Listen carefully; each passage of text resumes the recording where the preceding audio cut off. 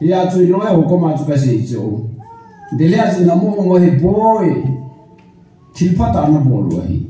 India government Modi le Amit San panpida tiwanga ro akona zong ati poi ai bi akona zong ai lo le NIA akona chita bonga chu source jo se chun me leo di lo na to approve zo a hi le chun Modi le Amit Sa chang hona asei the on lo di chu ka le je Man Pathen na to ai ta ya mi tan tai nei dong ni da lo su e kai dong ni ti le kai de rom e ji min I pi lo ram me le te ta ti jim si hi vai le ku ti jo cha te ju pi pe te mam ti so ge lai jo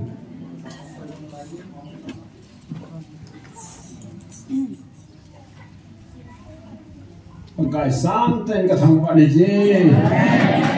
pakai bhai Hallelujah Hallelujah Amen Dunia pakan thumnom na chu Delhi ache ho ni amuna men dong jingo ben chu de je chu mun khatbia explain boarding chu ka nomen 2000 pasar pun tahunan geldan di pam he jinin athu yang tham bhat he je diudeng basen e hon government to suspension of operation ni kai ngau ju thalui pa tarik som ni le kuna ju ki cha he ta hiya ju sui kai dinga ju UPF le kianu lam kai ho ju hin ko pha wa ju som ni le segi na de hiya ka ki som som ni le segi som ni le ye na ju sui kai dinga ju umo ai ba Manipur government hung ta lo Hijay Manipur zong e ho zong center government group thumin ki kai na tripartite agreement ki tie ai bang hen bang chun me re ho chun ningku Mars tarik somnia chu cabinet na chu biran cabinet meeting a chu su group hoi e kau ta chu e pai loi Here ke hone kumlung ke ai me he te zao loa su group ho le India government palai ho bu ki ho ya ai la thua chu sui kai de ngai pha na chu ngai sa chu Here to ko le pija ko ma sang wa chu me he te ni pe bo lom tai le Manipur assembly chun Cabinet man maitalo Manipur Assembly Pumpi Jun Kieno le UPF jo e ho su group ho apa yu ta chu atom la mai dun chen e pa yu ta chu hije ja chu Delhi as ki ho na ma ho zau talo ako wa ma chi talo Hifan na chu ek Israel aloid bazo chu hunga infala biren holoi ongi mupi ai ongi mupi banga biren hol no mitalo aki ona chu hon kizalo na hiong le asei Vilnao chu na ho nang zao no vai le min ko ma long nang lo jiu chu UT ding ka ki fa sa hai ta No nang zao lo wa le UT di oppose boarding ko imam loading ka pi di wa tai ati di ta chu na ai wang biren hizong la ke kong ti pu aji chu 24 ni a chu arambai tengol hon MP te ni le MLA lo si chu amo masanga Ati pelu salva ama ho de point group mai segi ham chu apiu chu na hia chu ipem point ho chu sukru mo la do de e ho group long chu tribe akuna lhagao ding chuta bonga chu NRC chi sa ding Burma ko na ngo cho ki mo mai le Mizoram asol ding ti da ko point ku palau chu na he chi chu na bol ro wa le ata warning api na lai we he che ya chu center lam kai ho hin Manipur government CM na ko na ngol aki ho bi wanga cho mo hi mo tan we anok lo ba lo chu center government jo ai mo la mo asma ki ho mu tha I lo ri ta Manipur long jula da la the pun tu thwa election ki de ta chu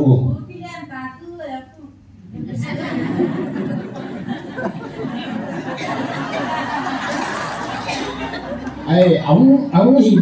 hi thì đàn chu I sei chu na tuai so pinu tu sei chu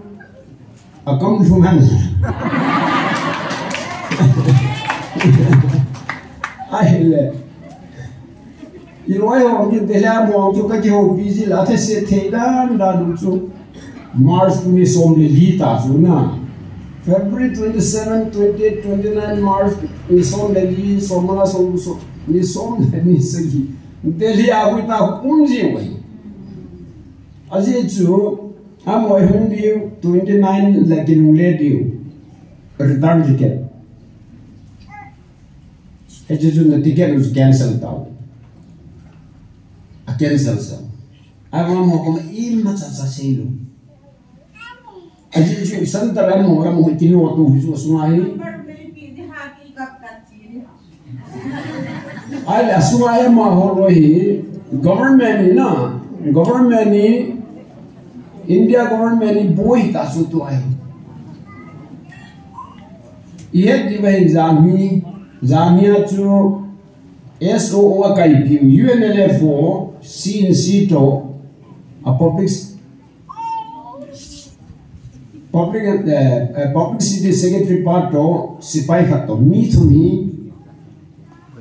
Indian Air Force ho vanle ma hong pu ta he chi pi ham NIA ho tu no ani go no chu aje je ho no lam ma ko na CSO na pi chu he chi me le ho hin ka ho no asu mangwa Christian he tia tha a Hindu state sura ti mai uja na ki pau ti pu he chi ho he independent dal he bo ve ti sei pi jo ai ho India government ta asang lo he ya ju tu a hi maza ma mera pai bi ho na mat lai wang mi ni man la na e ho a kem no si sa bol document tam ta ma nu chu he ya tu a hi la na ju NIA hon Army Chief le Publicity Secretary le sipai khat mi thong chanwa interrogation board a po ta chu he za he na he le I loi ho ko mang chu ka si chu ai pui chi ki board da ni me li te hi pan pi the ai pui ama ho India su ke go ai poet ti approve go no chu he ta jam ho independent adal we ti ho ni sei mai mai ta sang no ai wa amo la mo ki sei to sa go no chu ke ma tu ko man ho so se chu se nang sui ka he lon nang sai ni lon hi he lon al independent ding dal nei bulon ti ho za ma ho kam ta a khut ta mat de ti so he che ya chu hi che ho chu independent dal India su ke go hi to approve po wale India government chu nom zo le dal le ho la hong ki hi ya chu lo ho ko ma chu ka se chu de le as na mo mo he boy thilpata na bol wa hi India government ni Modi le amisan pan pidati wanga ro akona zong ati poi ai bi akona zong ai lo le NIA akona chita bonga chu source jo se chun me le ho di lo na to approve zo a hi le chun Modi le amit sa chang hona asel theon lo disu hitia chu tua chu extension mai lowa e ho chu ipp ham ipp them di nasata discuss kuma hi chu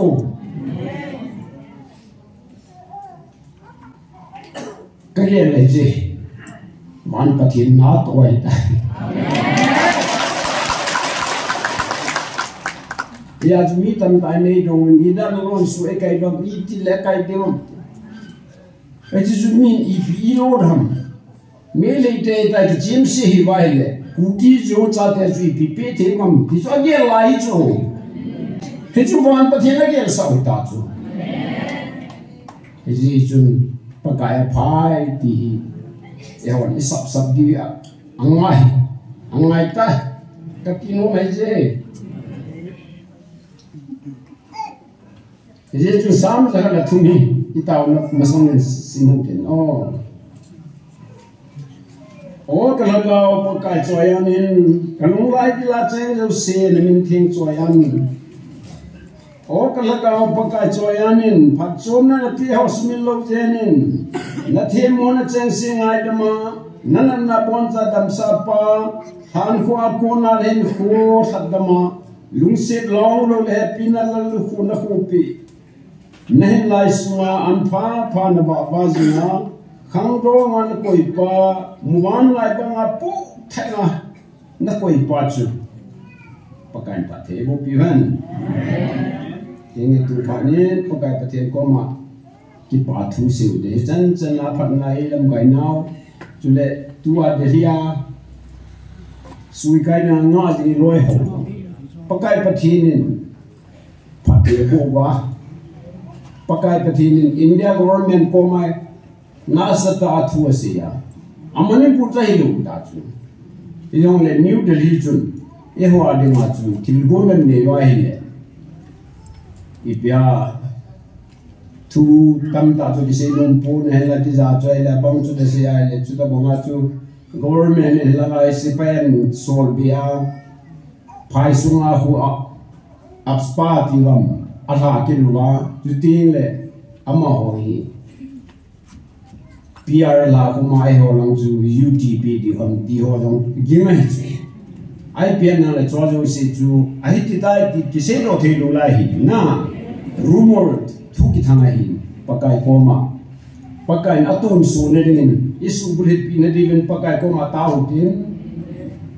tia nu tin kholam guhat tia piles win ding utun tau tin ding all of you pen hallelujah ti pakai ba chai nan sa ko mu tin sun phai bewa Pathen thang lo tin na ki pa wala ko ga beng go le na ben ke ti nai lo cho ki pa on ko beng ko na sun ne na ta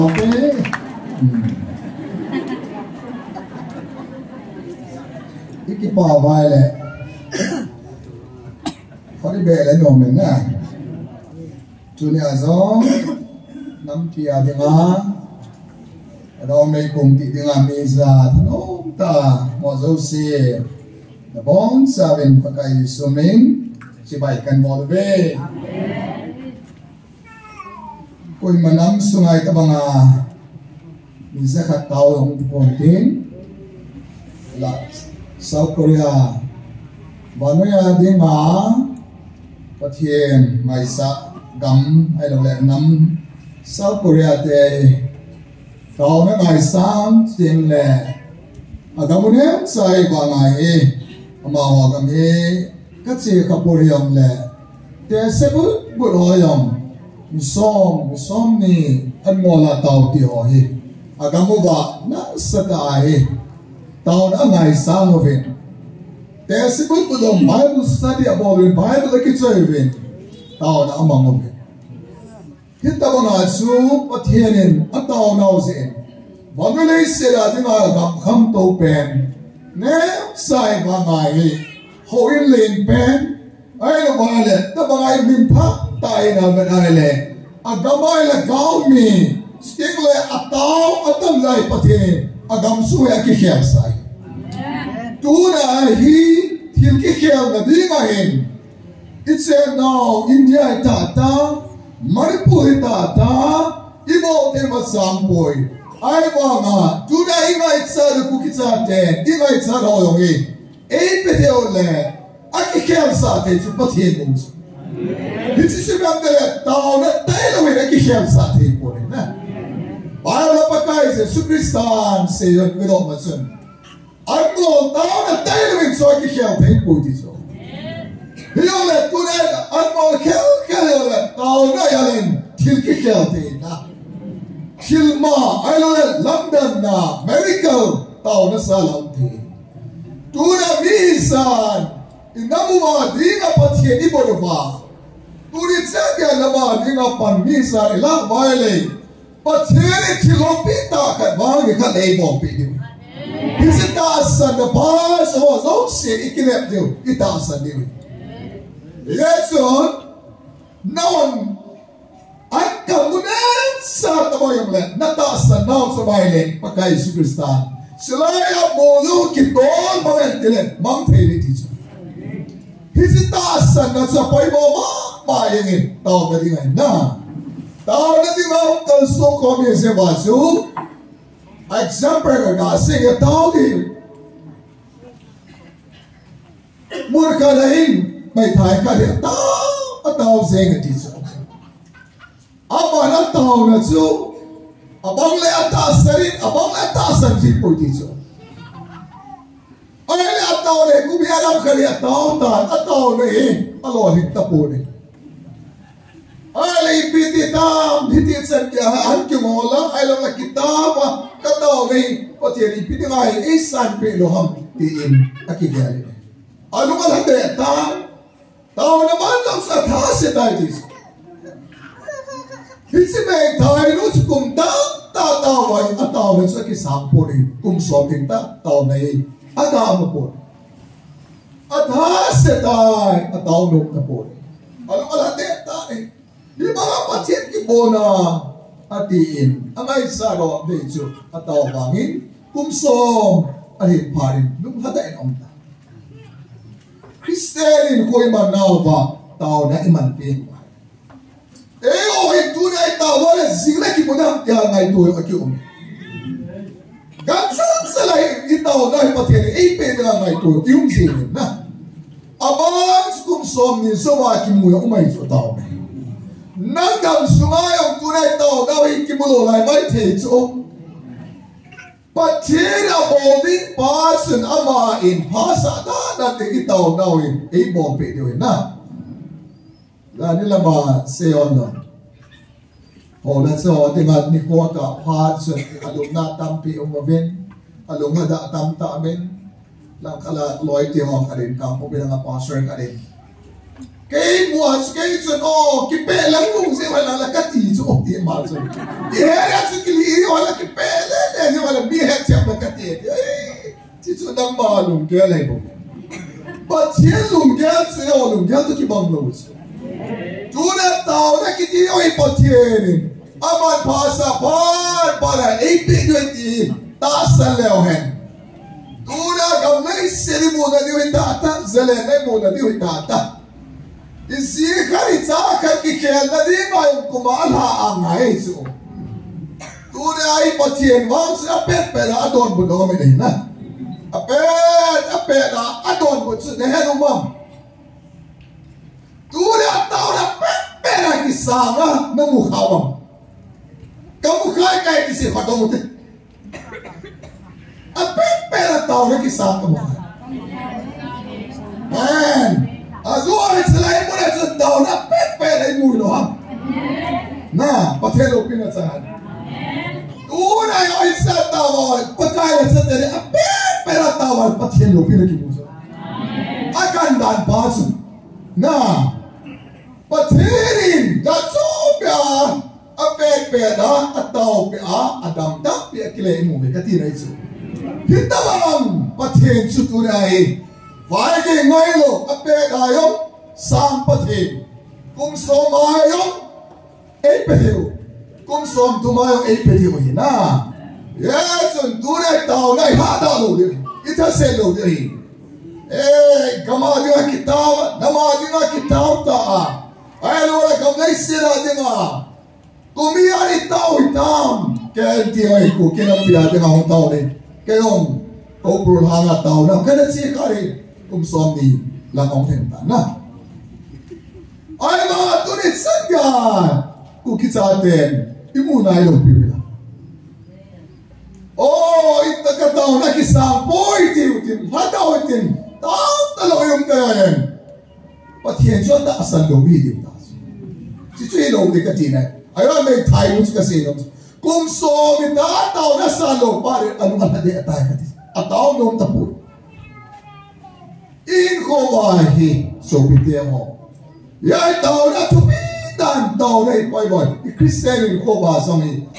kidng na dinga kilah na dinga chun tao na lai sao chun tao na tin zo se kilah se ti lo ha hi cha dinga su thura tao dinga ong se bin Bible sang kanani ga simuti itaw masang bin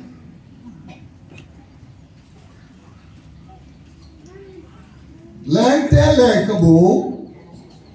first king abet na tao ne kisan le tao le kisan lu poi ni tunin ga beu ti le te ka na bung som le bung get na sam som ni le gu na le sam som tum le se compare abet na tao le kisan le pera tao na kisam lo thua hin tu na yo yom stabai yom phalo na di ba sang som ni lo ba parin som ni le sagi changin si masangi hitin chun ba thiam ga on bong sel amon man sa dingong ki to do chu akimarovin athalovin agom to so parvin zika par sun kim gerit bar nem sun ataw taw jemvin hitin se ve Bobar neo de ter ativlehi. Ay mangila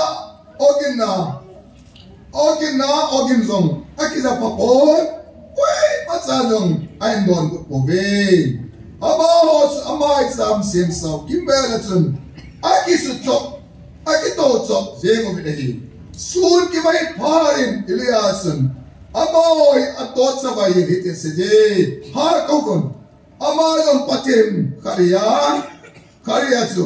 alungya perham amado perham aylo le kulayat se doham hitin aylo bayong le aymo hinte suka te ngai ati khatna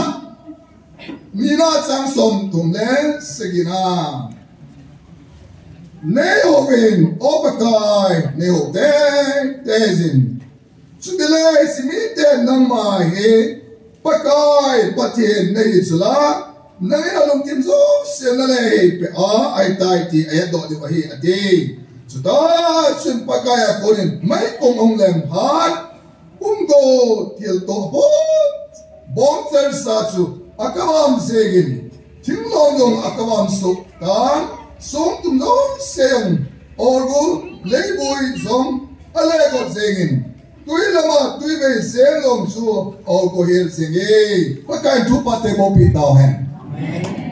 Hislaya me gale par Pathen le Israel te Pathen akimuthi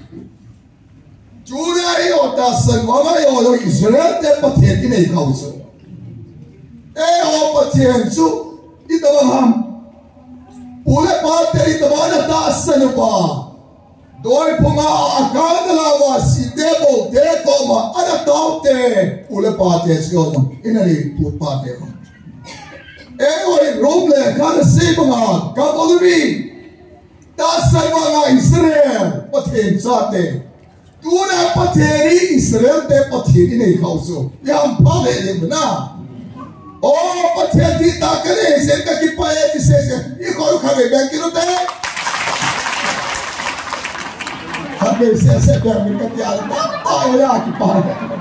hape ni pa wa hape na có sự cùng đây rồi na tu na ipathe rồi ape America ape ta na tong pati hi o bal thien go hon bong sang sa mai sama semo pathe na ko bi ini ari pia sei pia na pathe no so ai mu hin kulaya chi hin te ai lo mai le ti pa wa na mo ha ko bi na ti ki chong u ring a ki sun se a pathe a don lo pa na gel tu na hi sta bang pathe ta asana ahina kisu zi ma zom pathin ane zanin upi asinan se madras se mola se mon hedun kyong kana ba zi fit som ni tabang ito ba na may atiwa laya zu mo na gawa limu ba may la chi ting ba aka ngai cái đó cái mukha se phát đạt đông tiêu mồi matras vào bông na cái đám bông lòng mấy tiêu coi là cái mấy tiêu vá xóm ni về lại ông lại lần nữa chú thì chú mà chú se vá ai vá na cái một gì mà ra đi anh nó bông lên ngoài chú thì chỉ bông thế ông chú phát hiện thôi chú mà phát hiện cái gì phát hiện đồng xuân thì bông thế là sao này Yung le sama hat lo pen pathin chu tu nia nang le ke I pathin tu nei ni san ako ba pe da ako ha pathin a pe alo pera mi hot amos hitsi ko ma tu nia som inamu ki khel sa the inamu dam sa the India vai papa alung khel the mai pula vai papa alung khel the chu hi cho lo se sulam dam the chu tu na nang le ke pathin bo chu me be khel the pathin a khel the so bi de ho tu dai kam ba de ngai tao India vai po tao pe de ka ti su ke wang tu na na India vai po tao pe tu ri san ja wa kilah da na hi Pathen aturi cho Pathen atuai lai wala ha thegi ita asam darele kapu se badale pakain le all hi pakain aturi apalo le wangai Pathen ya lo ke o adiga anatu noi mai te ta igen Pakain pasalo dingle alem tora kora so alar hati so Babylon lem pa alem tora kona akilet sazin gansa te lumsam to patherin ato pita na lelo pita patherin alumsam khyat pitas tura india vai po adina patherin itser kumai sodam na tu này nó qua đi ngay cầm khát đồng kệ ngay lùng tập bằng số la ông lùng có chồng lùi số ngày lúc nó bố ở đây bộ ý bắt sa cả bao nhiêu mà đi bộ suy ở đây bộ tu này còn là lấy sét Elizabeth hiện cổ thế Elizabeth thì bố thế cho lùng giang ở sụp kẹt Aplano se khel sa the na tu ai tu ai bi san pathe ko vale pathe ne tu ai mu the lo ha pai thi ta mai pulen pa amani adinga alum sa pathe ne a khela hum ke hona e hola anna the ne bi tu ne pathe ko ma ta inam la Vilnao India lam kai te parliament de sara tu le tu adinga India vai po tu nei pe no Pathen aman sa Pathen nung asu zon pe hon dinga hi boy ka na central government